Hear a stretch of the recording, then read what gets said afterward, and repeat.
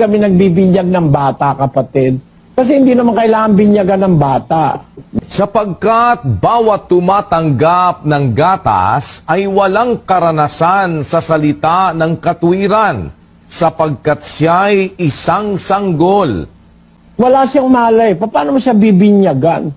Ang binyag para sa sumasampalataya. Ang mga bata, tagalangit yan talaga. Kahit ano pa mangyari, yung mga bata, mga batang bagong panganak, 3 taon, 4 na taon. Sa ano yan eh?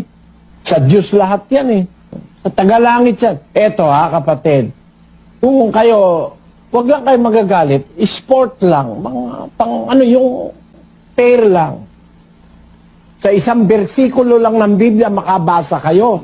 Nagbinyag ang mga apostol at si Kristo ng isang bata, mamumundok na ako, di na ako mangangaral. Ba't ko sinasabi yun? May pangako ako sa Diyos na hanggang mamatay ako, mangangaral ako. Kung Biblia ang pagbabatayan, walang aral na bautismuhan o binyagan ng mga bata. Walang apostol na nagbinyag ng bata.